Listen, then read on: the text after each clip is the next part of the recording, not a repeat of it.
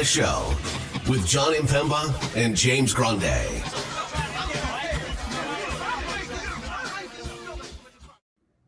What is going on, FA Nation? Jon Impemba here with James Grande. Welcome into the Fantasy Alarm NBA DFS show. We have a massive Wednesday main slate, 12 games on tap here for everybody after the little two-game taster that we had on Tuesday. A nice little slate. You and I both had some cashing lineups in there. Saw some members in the Discord with some cashing lineups. Bigger slate, bigger player pool. Victor Wembanyama making his debut in the NBA regular season. Wemby. Just get the Wembys out now. Going to likely, I think, at least dominate some lineup shares here, at least for me. I talked about it on the NBA DFS preview show this morning. All in here on some Wemby this afternoon, or this evening, rather. So a lot to talk about, a lot to get to. And, of course, we welcome all of you to get into our chat. Throw your questions up here. Let us help you guys out, break down the slate, answer your betting questions, answer your prop questions, answer your lineup questions. James and I will do our best to give you all of the updated news throughout the hour here as we take you up till 6 o'clock here with any injury news that comes out. Of course, I know we're waiting on some. We've gotten others. So, we'll certainly have some breaking news here as we move forward. Yeah, I would say there's definitely some for, the first big slate of the year and every team in action tonight playing their first game of the year. It is interesting that we have some news. Like, there is some key news. Luka Doncic, he went through shoot around this morning.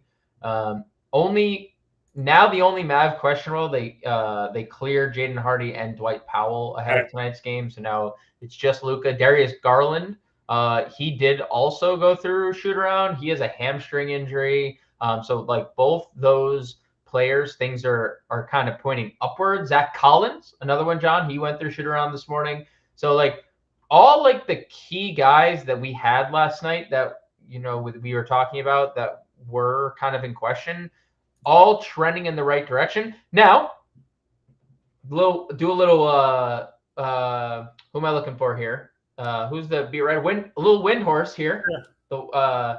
We know what happens in the NBA, and that all things trending in the right direction can go direction very fast. So, those are the key news and notes that we're looking at currently. But should be a pretty fun opening big slate of the year because last night's 2-gamer just a little taste, just a little taste. Now the 12-gamer to really kick us off here.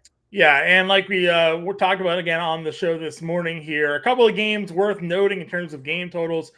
We have 4 games up over 230, a couple of games at 235, 236. We had a game that opened at 241. That was Sacramento, Utah. Atlanta, Charlotte, Washington, Indiana, and Dallas, San Antonio, all up over 230 here for this evening. So we talk a lot of times on certain slates, big slates, you kind of got to narrow down your player pools a little bit, find the right matchups to target. Probably no shock that you look at some of the rostership percentages that we have out here, and getting exposure to some of these games is going to be a way to go here. Yeah, it's definitely going to be a way to go. And, in NBA and like other sports, you see ownership in games where there's high totals, close spreads, clear value plays. If a player X is out, a player's X or Y and Z are going to be the 2 guys to fill in. So like other sports, it's nothing similar. It's obviously kind of a different situation when it comes to stacking. Like, we're coming off a baseball podcast. This is not like baseball. You do not play 4 guys from one team unless there's like Luka and Kyrie are both out. Yeah, right? you can play 4 guys in a game, but we don't generally play 4 guys on a team all too often. Right. This isn't hockey where you can get a goal and 2 assists on the same play. Right. Something like that. So maybe some rule changes. Hey, FIBA has some good rules. You can get assists on like free throws and stuff. Like I would love like NBA to adopt some of the FIBA rules. That would be fun. A lot more counting stats for us if that would ever be the case. But I think definitely different sports, but definitely a lot of fun games to attack tonight. Bart Scott can't wait to get into this 12 game. Yeah, so let's just jump into it. We got a lot of games, 12 games here. We'll pop into the breakdown for tonight. Again, if you guys are in the chat, I see some of you guys popping in, watching. If you don't want to lurk, if you want to throw some questions in there, feel free. Get some questions. We'll be happy to answer those for you here. But Taking a look at this DraftKings main slate, as our guy Faisal pops in here asking about Obi Toppin and Alexander Walker in the same lineup. I mean, listen, Obi Toppin, if you go look at our rostership projections, is expected to be the currently highest rostered player on the slate. Shout out to our guy Sticks in the Discord, also pointing out this morning that Obi was $3,000 on DraftKings, just a complete potential whiff in the algos there by DraftKings, knowing the starting power forward that should play 25 minutes, we'll say at the minimum here, goes out there at 3K. But NAW here, James, and we are talking point guard, shooting guard, so NAW fits sort of that mold. Where does he line up for you? We know that McDaniels is out for Minnesota. Do you think he slides in? Yeah, so I think this is a really interesting talking point because you look at the Minnesota lineup, and in the preseason, he was starting. And he can play multiple positions. I know they have him listed point guard, shooting guard, but so can Anthony Edwards. And you can just simply slide Anthony Edwards down to the small forward if Minnesota elected to go with NAW in the starting lineup. This is a guy who he shoots a lot when he's on the floor. Like he's not afraid to let it fly, and he's pretty good at spacing the floor. 38% from three last year, 45% shooter overall. So, like, I could see a scenario I get to NAW. Now, they could go slow-mo as their fifth starter. That's more of, like, seemingly, like, the more traditional, like, replacement because, McDaniels is going to start at small forward and Anderson is more small forward oriented. But, like, again, you can slide Ant to the 3 and have an NAW Conley backcourt. I don't mind it. That's a very stars and scrub approach. I mean, think about this, John. If you go NAW Toppin, right? If that's just the way you elect to start your lineup, right? Let's just say you're comfortable using NAW. We're obviously using Toppin. $7,300 for the remaining builds of your lineup. Like you can play anybody you want. There's no shortage of spend ups you can get at that rate. So yeah, I mean, look, if you like the stars and scrub approach, Faisal, I don't hate it. I definitely feel more comfortable if we get the Minnesota lineup with NAW starting, because then I think there's going to be a lot of ownership shifting that way, and I feel better about his role in that scenario as well. Yeah, and we've talked about this before too. With the NBA, unlike other sports, NAW can come off the bench, play 20, 22 minutes, and give you 5x. And Moses Moody did it last night. There's unlike other sports where playing time generally dictates production. NBA isn't always like that. There are guys that are just point per minute monsters whenever they get on the floor, and you can go down and roster that. Gabriel wants to know, outside of Luka, who's our top spend up stud. Listen, I find myself not really spending up for anybody up over 10K today, to be truthful here. Now, not to say you can't go play Sabonis or Tatum or anybody like that or pay for Luka, but I think that there's, given some of the injuries and given some of the guys on this slate, there's a lot of like mid-tier value that is underpriced that, I'm taking advantage of, in my opinion. So I don't really have a top spend up. If you wanted to go there, though, again, I think that Halliburton at 91, LaMelo Ball at 99 is kind of interesting against Atlanta because he fills the stat sheet, always a walking triple-double threat. And I do like Sabonis. We joke about him being mini Jokic here. It's kind of the truth. Can go out there and triple-double tonight as well, going up against Utah. Highest game total on the board. If you're not going to do Doncic, you can go there. I would say the only person I'd add is on the flip side of the LaMelo Ball matchup, and it's Trae Young. This is a very high-paced environment. There's obviously two teams that were in top 10 in pace last year. The game environment, you've mentioned the total 236, some places 235.5 and others.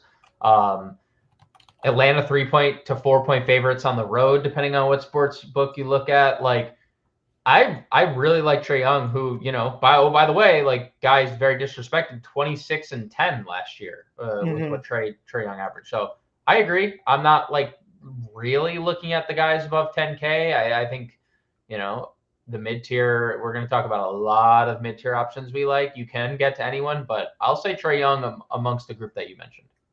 I think that's fair as well. So again, guys, if you have any questions, go ahead, throw them in chat. DePrince, you didn't really miss much. You're not too late here today. If you do have some FanDuel questions for us, though, feel free to throw them our way. We'll be happy to help you out there today as well. All right, we just talked a little bit of Luka. If he's in, are you in? Yeah, I mean, he's an elite fantasy producer, right? So, like, he's as good as it gets. So, if there's no limitations, I have no problem getting to Luka. Okay. After that, we discussed we do like some of these other high-priced guards. Trae Young, as you mentioned, great numbers last year against Charlotte. LaMelo, the other side of a high, fast-paced game. But Halliburton was really him and Fox, it felt like, were the two guys that we looked at and we're like, all right, we may not get him this cheap again this year. Again, maybe a couple of slates, a low 9K Halliburton, a high 8K Fox. But I think generally we're going to be looking at these two guys more in the mid to high 9s, low 10s this season. Yeah, I mean, we saw like a glimpse of what Halliburton's going to do this year in that final preseason game. I know last year was a great year. He made the All-Star game, whatever. But 14, 9, 4, 4, and 1, in his final preseason game in just 20 minutes. Now we're talking about a guy who's going to play 30-plus minutes. He gets a dream matchup against Washington, a Washington team that, no one expects to be good. And I think that's like a rightful expectation. Right. Jordan Poole on the flip side of this matchup, Tyus Jones, like both guys that Halliburton has a lot of size over and is going to exploit offensively. So, yeah, I think Halliburton's a walking double-double this year, much like last year, and the peripheral stats are going to be elite as well. So he's definitely an elite play. The Fox thing is interesting because I don't know if a lot of people get to Fox, just given, the rest of I would say the top of point guard is probably the most elite position on the board. And that means not to say you couldn't pair Fox and Luka or Fox and Irving and Fox and LaMelo, but we're going to get to power forward and that's going to take up probably a util spot because there's 6 guys in the 6K range. So De'Aaron Fox might slip by the wayside and Utah is not a good defensive unit. I have seen rumblings today, John, and you and I talked about the starting lineup, and I said Colin Sexton. I've seen rumblings that Jordan Clarkson might start over Sexton today. That point guard position, either way, Sexton or Clarkson, bad defensive team with whoever the starting point guard is. So De'Aaron Fox could take advantage of that matchup, and we know how good he was from a fantasy perspective last year, as you mentioned, 43 fantasy points per game in 33 minutes. It's an elite fantasy point per minute clip. Yeah, 100%. So again, I think that there's some nice potential there. After Fox, we have Jordan Poole, point guard, shooting guard eligible here. Someone that we're now looking at in Washington to be their leading scorer. Now, him and Kyle Kuzma will be a 2-man show here. But you mentioned Poole dropped 40 actual during a preseason game. Yep. And that could be a glimpse of what we're looking at here at $8,100. Yeah, it's going to be the best of times and the worst of times because right after that 41-point, 27-minute game, he went 1 of 15 from the floor, right? So, the green light has never been brighter for anybody more than Jordan Poole, I think. I think he might lead the league in scoring just based on how much volume he's going to have in Washington. So I have no problem getting there. Just know, we could be looking at games where he shoots very poorly and buries your lineup because he's 8,100 and you need 42 fantasy points for 5X. There also might be games where he gets you that in just points. He might score you 40 actual. So I like Jordan Poole quite a bit. Profile's best in tournaments. But the one thing I can guarantee you is Jordan Poole will get his shots. And that is something you look for, right? You look for usage rate, a high usage rate in fantasy. We don't want a guy sitting in the corner. We want the guy taking the shot. So I prefer him in tournaments, but if you end up on Jordan Poole and cash, I think both of us agree, can't really fault you for doing that. I agree with you. Moving down the point guard spot, which other names are kind of popping out to you here? Terry Rozier is fine. I think, I actually think he might play more than LaMelo. They were limiting LaMelo Steve Clifford talked about it a couple times in the preseason, where like they were limiting him and Hayward a little bit because of injuries. So I'm interested to see how that starts the year. Garland, probably not going to go there if he plays. Anthony Simons, ultimate green light, kind of like Jordan Poole, $1,400 cheaper as well. If you want to get to Anthony Simons, he's going to start alongside Scoot Henderson in the backcourt. Don't hate Russell Westbrook, $6,500 in tournaments. I don't know. Do you want to spoil maybe our favorite play of the slate here at point guard, or do you want to wait till shooting guard, John? There is a specific guy. We'll wait. Okay.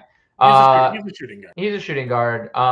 But a point guard, maybe one of the most interesting storylines of the year is Ben Simmons. Yeah. Are you at all intrigued by Simmons at 59 tonight against Cleveland? Yeah, I think so. I mean, again, it's more so I think that he has the ability to fill the stat sheet with rebounds, assists, and then maybe some defensive stats. And then if the scoring comes, then there's a ceiling here. Now, we kept on waiting for the ceiling to happen last year. Right. Had one game here where he triple-double, 10, 11, 10. Had another game where I think we went for, right here, 40, where he near triple-double. But we didn't get, like, consistent production out of him here. He's not going to shoot a ton. We know that. Definitely not with the new team that they have, too. They're going to have a lot of shooters on the floor around him. But, I don't mind him at 59. And then Faisal in here is like Tyus Jones, just a little bit cheaper than Ben Simmons here. I know the guy that you and I are definitely both high on, $4,900 on DraftKings here this evening. I think he's a little bit over $5K on FanDuel. We got to run the point. Should get a lot of assists here. I think his assist prop was at like 8.5. So, Vegas is thinking he's going to be dishing out some dimes. Well, if we're looking at data from last year, and some of these teams I think will work. Indiana was 5th in pace. And what did they do? They went out and added Bruce Brown, who can get up and down the floor, and Obi Toppin, who does nothing but get up and down the floor, right? Like all you see from Obi Toppin is highlight dunks, like through the legs in the preseason, alley-oops. I called Obi Toppin Larry Nance in my write-up today. I don't know if you read the playbook or not. But more athletic Larry Nance? I just said when I think of Obi Toppin, I think of Larry Nance as a guy that's like a high-energy guy that will go out there and can break slates like Larry Nance would randomly, right? Like you're not expecting, you have an idea of what a ceiling could be, 12-7, maybe some other stats, and all of a sudden one day he's like 24-14 because he was just all energy that day. I don't dislike that comparison, and Larry Nance before all these injuries could jump through a gym like Obi Toppin can. Not current day Larry Nance, old Larry Nance. Well, Larry Nance is still young. He's just so injured. It's like, just doesn't feel like it. I think Tyus is in a great spot. I think he's going to be one of the point guards I attack personally at 4,900. Again, Indiana 5th in pace, and Washington has a bunch of question marks. Like Jordan Poole, Kyle Kuzma are 1 and 2, right? That's like the top of their food chain there. But we saw so many times with John Moran out, with Desmond Bane out, with somebody out for Memphis. Tyus Jones was an elite fantasy producer. He was just that flat out. And he's not a $4,900 player if he's starting. So I love that call by you and Faisal. Shout out to you as well for giving Tyus the shout there. We just get an official lineup for Orlando. Jalen Suggs is starting next to Markelle Fultz. Any interest in the Orlando guards here against Houston? Yeah, Fultz is interesting. Suggs is interesting. I would expect of the two, it's Fultz probably plays more, right? Well, they're starting together, so one of them comes off for Cole Anthony, I would assume. Yeah, right? That's my assumption as well. I guess the way they list the lineup, Suggs is the shooting guard, so take that for what it's worth. I could see a scenario where you're landing on one or both. Neither are priorities. Sure. And same thing with Cole Anthony. I guess we can just group all of Orlando guards together. But if that's where you end up, I'm perfectly fine with it. Sure. We are getting again more updates here per Clifford, the Hornets coach. LaMelo could be limited to around 30 minutes tonight. So you mentioned Terry Rozier earlier. If that limitation is on the south side of 30, then there's going to be more minutes available for T. Rose to get it done here. Any other value point guards on your board here today? Jeremy Sohan is going to start at point guard tonight. You can also play him at small forward. That is pretty good eligibility if you want to use him. He might just get he might have so many assists just because Wemby is Wemby, right? Like just because Wemby's bigger than everyone, he might just get one of those, like just throw it up near the rim and Wemby's there type of scenarios. F it, he's up there somewhere is I think the meme. Right.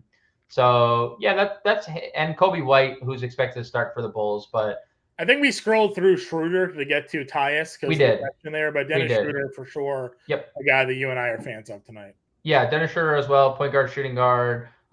Looked really good as the point guard for this team. 11 assists in the final preseason game. The preseason they went 4-0 in. Schroeder very chalky on FanDuel, 25% tonight. He's a good player. I profiled him a bunch in the preseason. In scenarios where he wasn't playing with LeBron and Anthony Davis, this guy averaged like 15 points per game for 5 straight years. So it's not out of the question. Don't forget his thunder stint where like he was like 45. Dude, yeah. I'm just screaming at the top of my lungs. He can score, dude, and never, like even at Atlanta, he was like a 20-point scorer at the end of his reign. So yeah, I like Dennis Schroeder 53. Yep. All right, moving on over to shooting guard here. Again, this is a pretty loaded spot as well, to the point where at least on DraftKings, like, I'm not really playing any of these top price guys. I mean, obviously, if Garland gets ruled out, I'll have some interest in Donnie Mitch, but Irving, Edwards, George, I'm not really playing. George on FanDuel, you can because I think he's $83 or $8,400. I'm fine going in that direction, but we talked Jordan Poole already. We get into the 7K range where there's Desmond Bane at 74, there's Zach LaVine at 68. You like Anthony Simons at 67, and then Tyler Hero is $6,300, a guy that you and I are crushing all over here today. Dude, it just everything lines up so well for Tyler Hero. And you know what's funny? I'm looking at this comment from Brandon in the any revenge narratives, right? Not that this is a revenge narrative, but this is kind of like an effort season for Tyler Hero, who probably had his bags packed the entire preseason, right, thinking he was going to be traded. He's been talked about in trades for years and years. He looked really good during his time on the floor in the preseason. He had a 30-point game over that span. And you're talking about a Miami team that is probably the most banged up team regularly in the regular season. And nothing's really changed. No Josh Richardson, who's supposed to be in their rotation. No Haywood Highsmith, who's supposed to be in their rotation. Jimmy didn't play at all in the preseason. Caleb Martin is going to be limited tonight. It's just like everything lines up for Tyler Hero to be the leading scorer play like on this 35 team. Minutes tonight and take 20 shots. Right? Dude, he's probably going to play exactly that, like 35 minutes. And Tyler Hero's kind of underrated as a rebounder. I think he's a really good rebounding guard, and he's actually kind of a good passer too. Like he's just a good playmaker. Yeah. I know, the Boston Celtics wish they had him at was it 15 or 14, and he went 13. Lost the coin flip. We took Romeo Langford, which I guess hindsight, that trade did get us Derek White. So wins. Long-term lay around here. We got Derek White out of that draft pick. So. Okay, better fit for sure for this Celtics team. But Tyler Hero in this, and then like Detroit. You look at Detroit, it's a good matchup. Like Detroit has a lot of question marks. We don't even know who the starting lineup's going to be.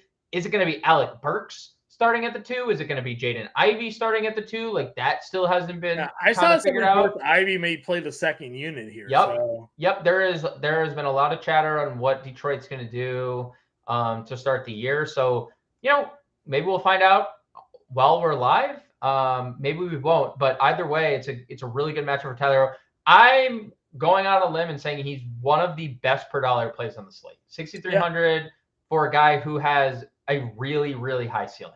Yeah, one of the things I have I'll put out some underdog fantasy plays here at the end of the show for everybody. But one of my favorite props on the day was Tyler Hero, 8 rebounds plus assists. If you just look at what he's averaged just per game for the last couple of years, he's been averaging more than that as it is. And now you're looking at a team again that is missing some players. The last 3 years, he's averaged over 8 rebounds plus assists per game. So last year it was 9.6. The year before that it was 9. The year before that it was 8.4. So obviously the last 2 years were his big breakout seasons with Miami. So, again, a guy that's averaging that number, and right now Underdog has him listed at 8 tonight against Detroit. I'm going to lean the over here. So, we definitely like some Tyler Hero. But again, not to discard it. Desmond Bane, number 1 leading scorer, obviously, on this team here, I think is a way to go. Definitely poised for the leap, another leap, especially without Ja, and has great eligibility.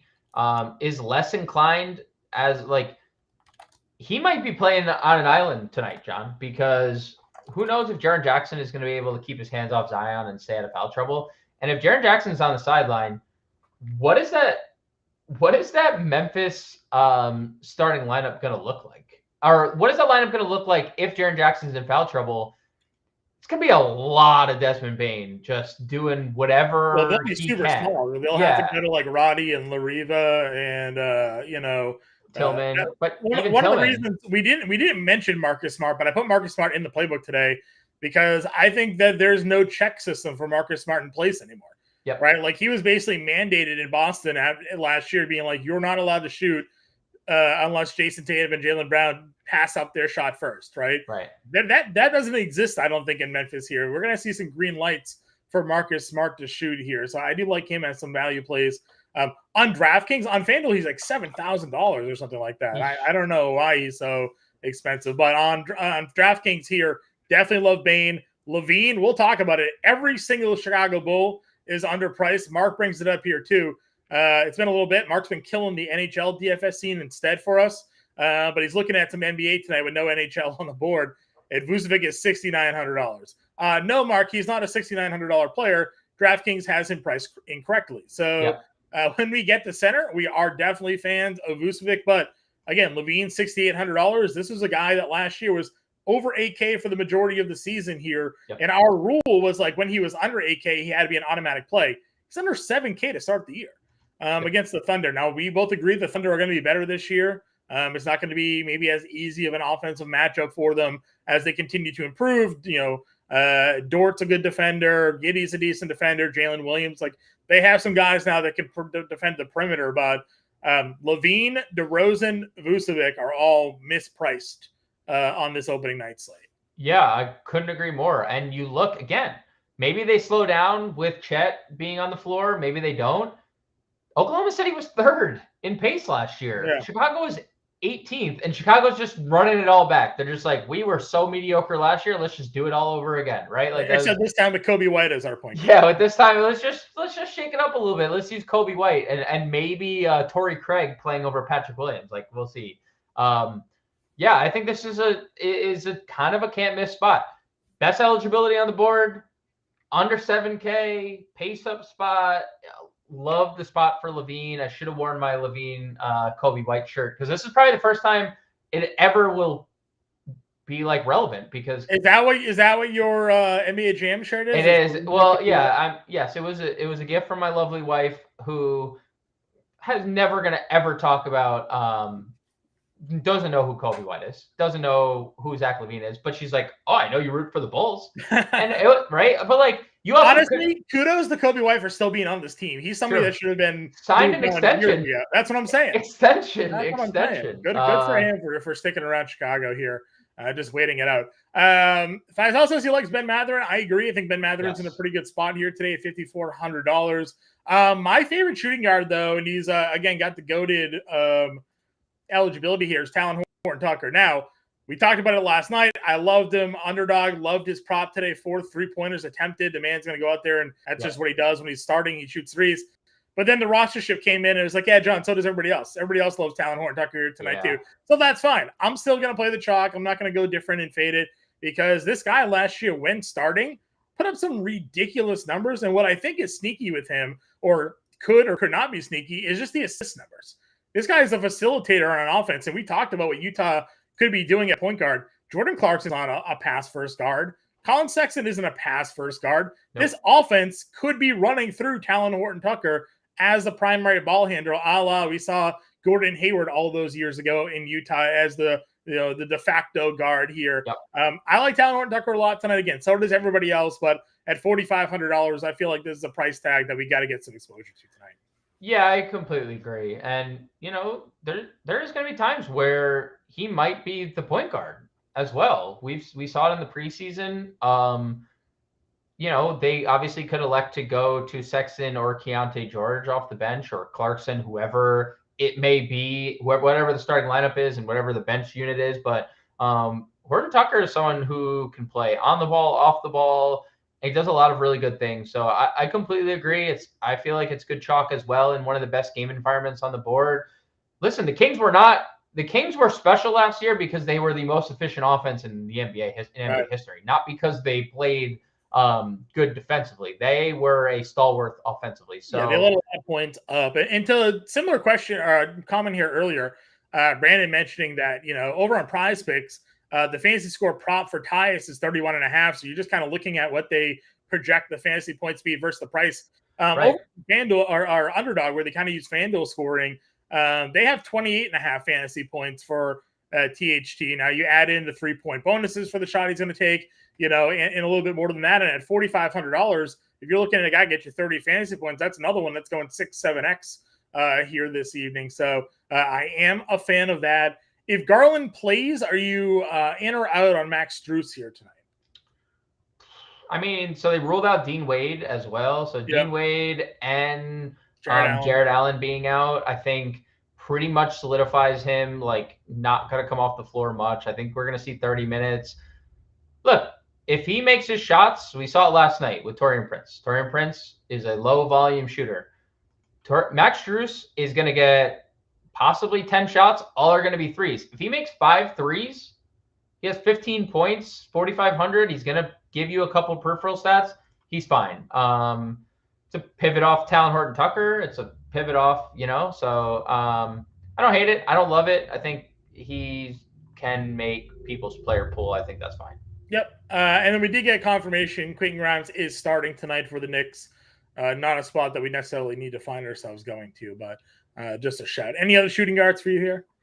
I mean, we opened the show with it, so if anyone missed it, NAW is $3,000. Yeah. Point guard, shooting guard. If he does start, there's definite appeal with Jaden McDaniels out. If he doesn't, he's in their rotation. Like, they signed Shake. We have him for 10% rostership on DraftKings tonight, so people are definitely looking at him. Well, because, again, like, they went to him in the starting lineup in the preseason, and preseason can tell so many tales, but it does, every team has a dress rehearsal. Every team is getting acclimated to rotations playing with each other, right? So there is some things you could take from preseason. So if preseason told us anything, NAW could be starting tonight. He is stone cold min, and we already talked about it. Him and Obi Toppin, if that's 2 stone cold mids in your lineup, you can literally play the freaking moon for the rest of your lineup. So worth mentioning there. Small forward position here again up at the top. You can play Tatum, power forward, small forward eligibility. We talked George. On DraftKings, you have Lauri Markkanen at $9,300. On FanDuel, Lauri Markkanen is $84. I like Lauri Markkanen on FanDuel at $84 much more than I do $93 on DraftKings. But we talked about this Sacramento matchup. Are you willing to pay the price for Markkanen here tonight? I don't know. I don't know what Markkanen's going to be very reliant on scoring this year. I think the rebounds are probably down with Walker Kessler starting and John Collins. Like, we can't forget, like, Markkanen is shifting back to that Cleveland 3 that he played a few years ago. And I'm not saying that's terrible. It's going to be terrible for them defensively. But, like, how much he's going to be away from the basket a lot more. So he really needs to score, I think, to bolster the stats, which he can. And this is an elite matchup to do so. He averaged 32 against them last year, essentially against the same team, plus a worse defender if Vesnikov is in the rotation. Like, he's a terrible defender. So, like, things could really play into Lauri's favor here. It's a tournament play for me. I just don't know what the ceiling is going to be for him at this price most of the year. We'll see how it plays out with him starting at the 3, though. Sure. I do like Kawhi at $9,200 on FanDuel. I mean, DraftKings rather. I think that's a pretty good price tag. And then after that, again, I don't really care too much for Butler at 88 or Jaylen Brown at 83 here. Mikal Bridges at 78, tough spot against Cleveland. Yeah, but volume could be there for him. Again, we generally avoided a lot of Cleveland matchups last season. Brandon Ingram at 7,700 last year would have been an auto plug, but Zion back now. A little interesting to see how he plays in his role there. We discussed DeMar DeRozan at $7,100 feels far too cheap. Where do you find yourself kind of going now at the small forward position here, man? I gotta ask before how would you rank those Bulls? Like, how would you rank, because they're so cheap? Like, but just the top three: LaVine, DeRozan, Vucevic, and maybe we save that question for center. No, let's just answer it now because we can just get to it now. Like, what's weird is like they all do the same thing. So it's not like you'll get LaVine 25, like 4 and 5. You'll get DeRozan 25, 4 and 5. So DeRozan probably feels a bit safer because LaVine takes so many threes that if he doesn't hit the threes, then the points don't always come there for him. Where DeRozan doesn't take any threes, he just gets mid-range king here. Maybe DeRozan's 1, Vucevic 2, LaVine 3. Okay, I would probably have it. I would flip DeRozan and LaVine. Okay, but I also Vucevic is also a monster in the preseason, and like I think he is. If you want to talk about how Chet Holmgren handles him tonight, sure, right? I mean, sure. First full season in the NBA. Obviously, he put a little weight on, obviously, to kind of help him out a little bit. But Vooch has some range. Vooch has a little bit more value to him there. So, I do like that. I was tempted to take the Vucevic assist prop. It's 2.5. I kind of like the over. Sean putting Vooch in there 1, DDR 2, LaVine 3. So, Vooch they're all close, man.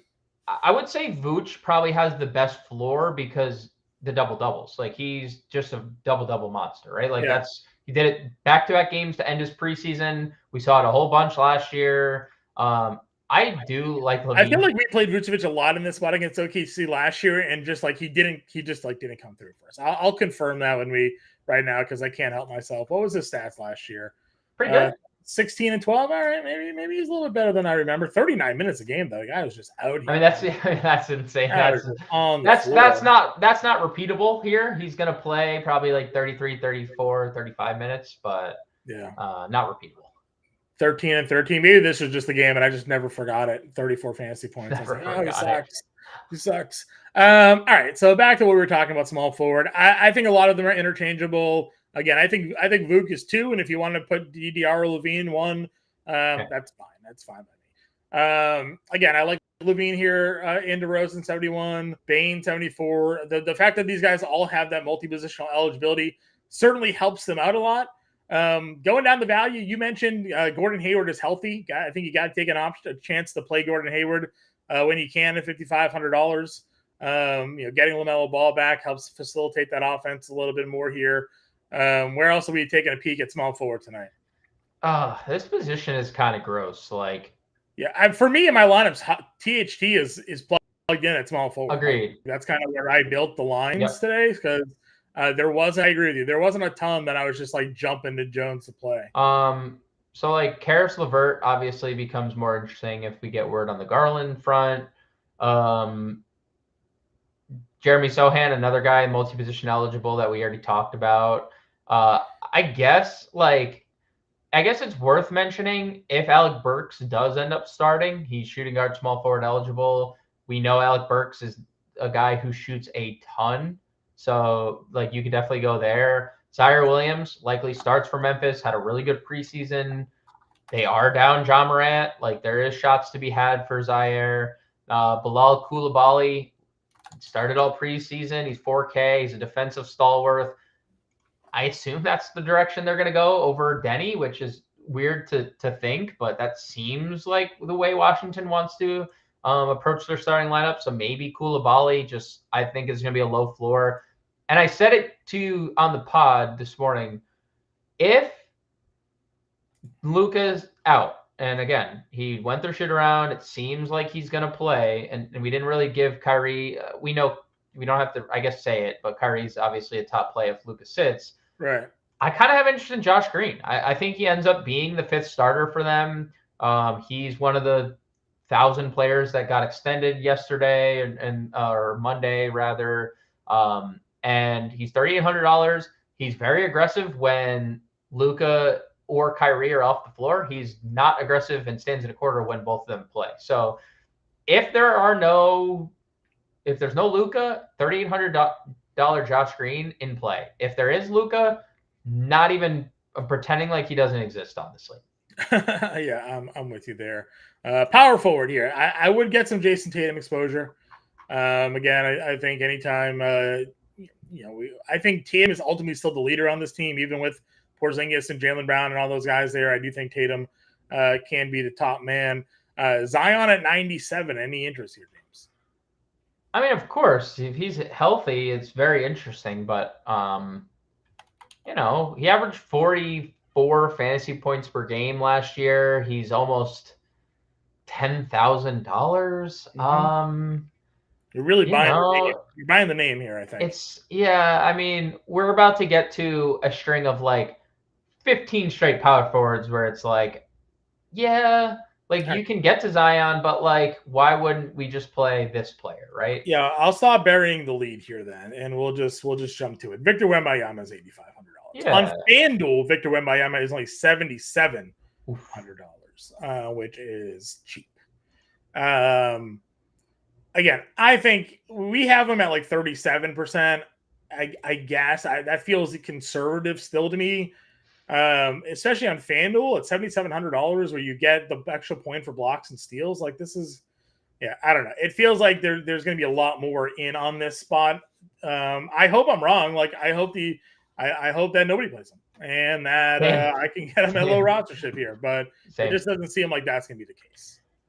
Yeah, I mean, they showed the clip today. If you were on Twitter, I think ESPN posted the 2-minute stretch that Wemby had against the Warriors, where it was just the most insane 2 minutes. And it's a preseason game, I understand, but like it was Golden State's full lineup, and Wemby's just basket, rebound, takes the ball up the floor, posts up, basket N1, block shot, like it was. Like you were like, what did I just watch for the last 2 minutes of my life? Like that's what it feels like every time he steps on the floor.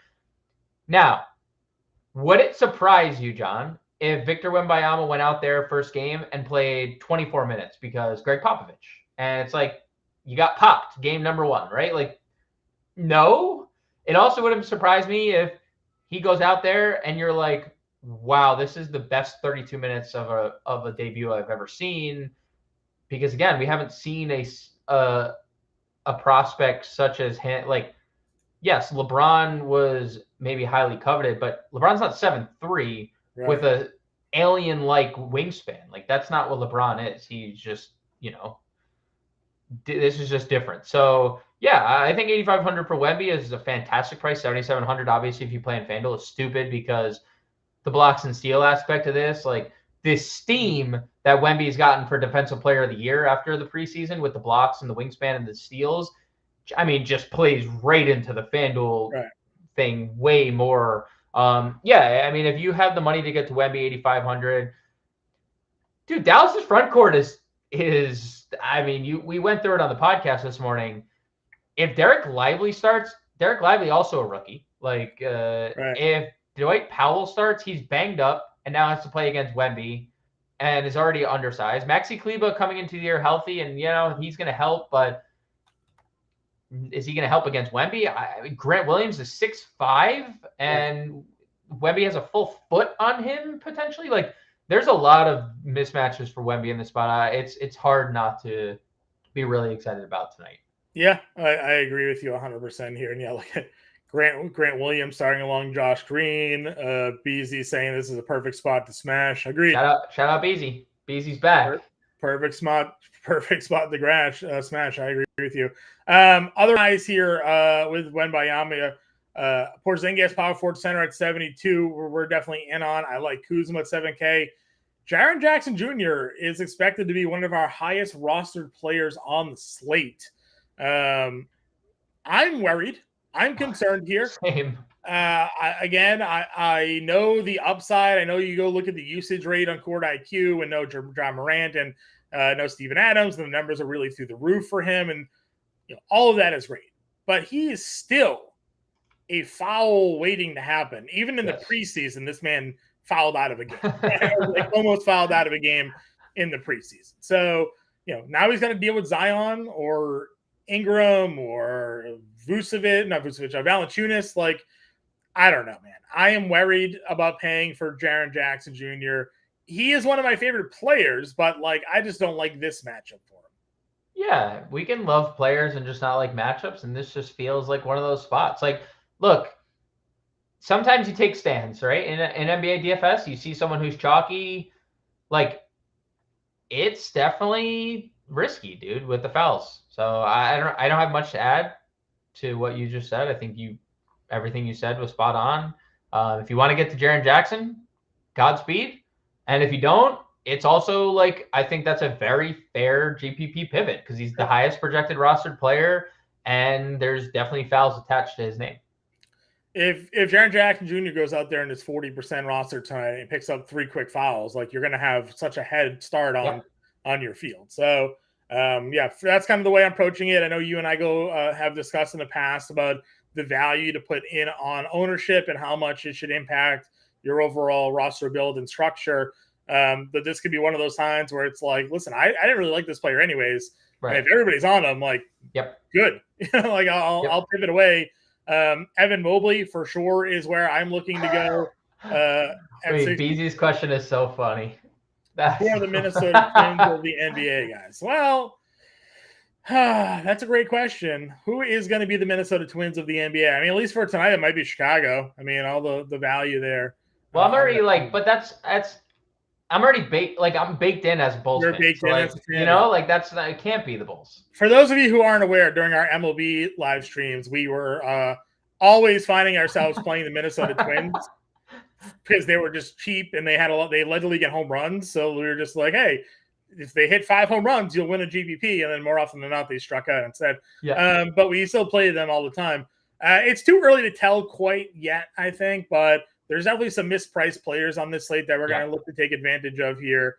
So I do like Evan Mobley. We know Jared Allen here at $6,300. Going to move into that center spot. One of my favorite plays of the night for sure. Let's see. Where else did we want to go here at power forward? What was the other name that we had, James, that kind of popped off to us here? We talked Obi Toppin already, but if we want to recap it, he is all the way down here. Yep. Past him. Where is Min salary. All the way down. All the way. There he is. I mean, he is starting. He is min salary. He is the highest rostered player on the slate.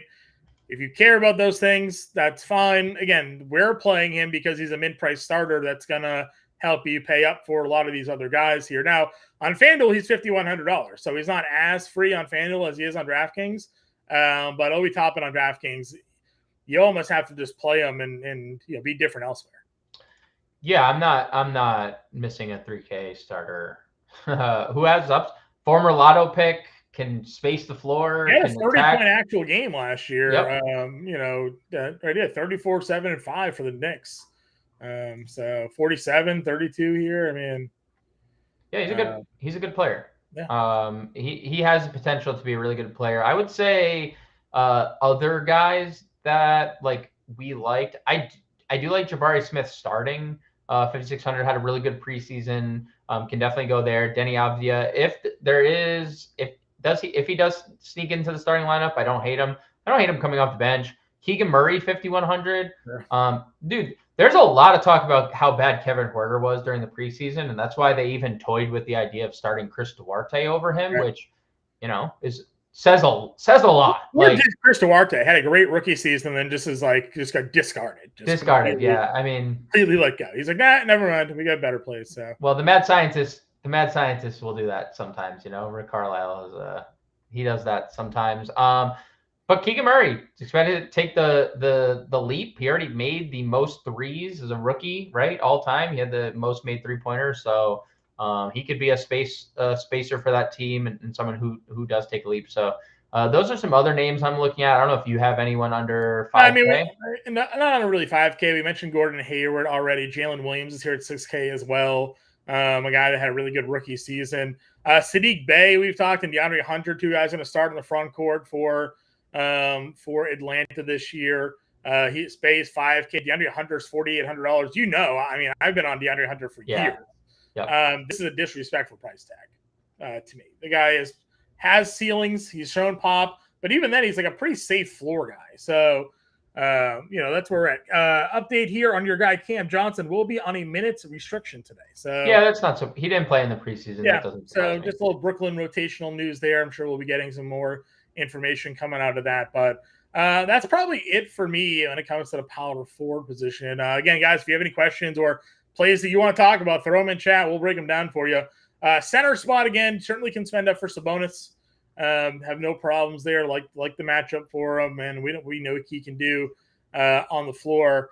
We talked about Wembayama already. Porzingis at 72. I'm a fan of here. I think I played over a Bam. What are your thoughts on those two guys? I think they're both in play. Zinger looked great with Boston. I mean, the spacing is going to be amazing. He's going to have so many open looks with Brown and Tatum facilitating to him, kicking, pick and rolls, pick and pops. It's going to be fantastic for Porzingis. Plus, if you do like revenge narratives, he's heading to the Garden for game number 1 here. So there's that. I do like Bam. I mentioned it earlier, like Jimmy has not played at all in the preseason, and there are times where this might just be like a getting his feet wet type of game where he's just getting in game shape and he's cardio machine and looking to facilitate. So Bam against Jalen Duren, Stewart, Wiseman, whoever they have in the front court, it feels like a really advantageous spot. So I like both. Porzingis, obviously, more flexible with positions. He's cheaper, so like probably a more consistent scoring ceiling. So I prefer Porzingis, but I have no problem getting to either. Sure. Vucevic's here at 69. We talked him up. I'm fine with there. Yep. Do you like your guy Şengün here tonight? Sean's saying that Houston could very well be our Minnesota Twins of the NBA season. Yeah, I think Houston's going to be a team we play a lot, especially when Dylan Brooks is kicked to the curb and Amen Thompson's starting eventually. Like, can't wait for that to happen. And you kick a guy you paid $40 million to the curb? I mean, that's today's league, right? Everyone's going to be making $40 million. Dude, John Wall's getting paid still. Sit at home, not doing anything. I mean, again, like Jaylen Brown's the most or highest paid player in the NBA. I think Houston's actually the one paying John Wall. So, They might be. Yeah, they might. No, they might. That's probably correct. Yeah, I don't hate Şengün. I don't love Şengün. I've talked about it a bunch. Like, I love this guy, but he needs to stay out of foul trouble. He can be turnover prone at times. And if Jabari Smith is at all as good as he was in the preseason, that's going to hurt Şengün a little bit. So I like him here, but I also think, like, you scroll down a little bit. I mean, for $200 more, Vooch is there, who I think is definitely safer. And then you scroll down a little bit, Miles Turner. This is disrespectful. I'm sorry. This is such a disrespectful price. $5,900 for him.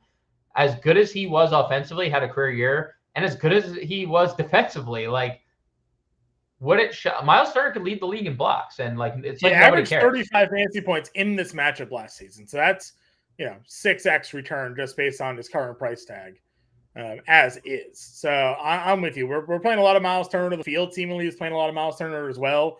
Earlier in the chat, we did have the mention of a revenge game and the DeAndre Ayton play here. Ayton did have comments basically being like, now that I'm in Portland, like, you're going to see more of an offensive side of me than like I was showing with Phoenix. Do you think that ends up being the case? Do we get more offensive play here from DeAndre Ayton? I mean, he's coming off of a good offensive season, 17 and 9, nearly double for him per game. I mean, like, he's a good offensive player. I don't think anyone's ever disputed that. Like, he just wasn't involved a lot. I mean, not many games where he's taking more than 10 shots here. Sure. I'm just saying, like, he's been 18 and 10. He's been like 16 and 10 to 18 and 10 his entire career in Phoenix. And obviously he was the number 1 overall pick. And, sometimes you expect that next leap. And maybe he does take that leap in Portland. But what is the split for him and Rob Williams? Because they cannot coexist at once. Like, they are. So, I mean, I've always said, I don't think you can play Rob Williams probably more than 20 to 22 minutes at this point. He's seemingly too fragile. So I don't think you're going to get a 30-minute Rob Will. I could could be wrong, but that feels like it would be a bad idea for Portland there. So again, just throwing him out there because the price tag, again, he's 64. Definitely in on, as we mentioned, Miles Turner at 59. Walker Kessler, though, at 56 is a super free price tag. Like, this guy is going to give you a ton of blocks, going to give you rebounds. If you look at a preseason game against this same team, he went for like 15 and 14 or something like that against them. And then last year, he went for 14 and 8, averaging 26 minutes a night in 4 games. You know he's going to play more than 26 minutes a night. He averaged 1.8 blocks in those 4 games here. So I do like Walker Kessler a lot this evening as well, for a guy that should now be playing 30, 32 minutes an evening. Blocker Kessler? Anybody? Blocker Kessler. He is going to be, he's a very solid play. I think him and Turner stand out the most to me in this like mid-tier center range. I agree. What about Mark Williams? Mark Williams, good player, should break out here. I think we should probably see, like, he's going to be the dominant part of the split between him and Nick Richards, but is it like a dominant split, or is it, because, you know, you're talking about a 48-minute split. We don't have to worry about Kai Jones. He's off the team, and obviously I hope he gets the help that he needs, clearly. But in a 48-minute split, and it's kind of similar to like Ayton and Williams for me. I think Ayton Williams is like a 28-20 split, maybe more, maybe 30-18, which is ideal.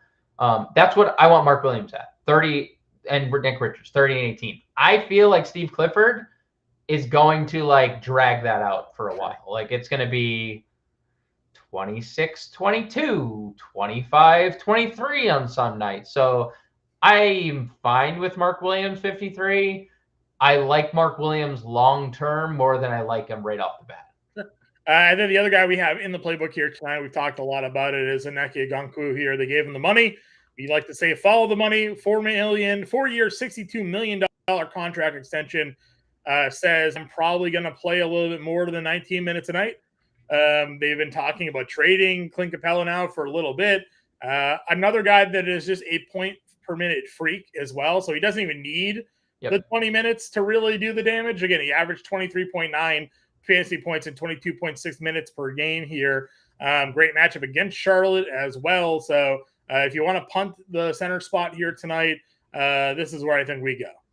Yeah, Okongwu is just like you mentioned, a really good fantasy point per minute guy, and Charlotte's a really good spot for centers. Both Williams and Nick Richards are going to spend their entire existence around the basket, which is good for Okongwu. He doesn't have to leave the paint. A lot of rebound opportunities, a lot of block shot opportunities. He's a very athletic dude. So, I think 4,400 for Okongwu makes a lot of sense if you're going to punt the position. I will say, John, I've been thinking about it more today. Do you think if Zach Collins, who went their shit around, obviously, but we'll see, if he were to sit, right? Like, let's say he were to sit, you think they would start Charles Bassey? Just given like they wanted to go with this big lineup. Do you think that they would start Bassey, like, just to keep Sohan as the starting point guard? Because if they did start Bassey, I know, like, obviously Wembanyama is going to take a lot away. Dude, but Zach Collins has been really good during the preseason. I'm not saying it's a 1-for-1 like switch, but Charles Bassey is also really cheap, $3,800. Yeah, I don't think I'd play Bassey. Okay. No, not really where I'm going to look to go. I think if he were to start, I'll split the difference. I mean, there'll probably be a couple of lineups to get to him, but nothing that I'd be building personally. Okay. BZ wants to know for the night slate, Paul George or Kawhi Leonard. If you go to fantasyalarm.com, I just published the Showdown playbook, and I have Paul George listed as my top captain tonight. So I will give the slight edge to George, but I think both are firmly in play. In. All right, let's get a lineup here for the folks here at home here, James. We'll start it off. We're just going to plug Wembanyama in. And Toppin, right? Toppin and Wembanyama. Toppin at power forward, I guess. We'll throw Wemby in the forward spot. THT at small forward? Yeah, THT at small forward. Horton Tucker. I mean, you can play Wemby. If we don't end up liking the center options we have, we can also obviously pivot there. Or Obi. Obi is center eligible as well. I was playing Miles Turner at center. Okay. So we got 7K for a point guard, shooting guard, guard, and utility. What do we like for guards here tonight, James? Where do we want to stick off? I mean, I'm definitely a little bit less bullish on LaMelo, considering Steve Clifford specifically said he will not play 35, 36 minutes. It will be close to 30. So probably not in there. Like if you had to pick Tyus at his price or Poole at his price on DraftKings. Tyus.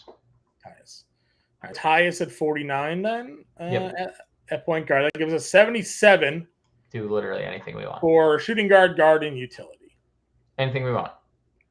Pretty much anything we want. Bane, Levine.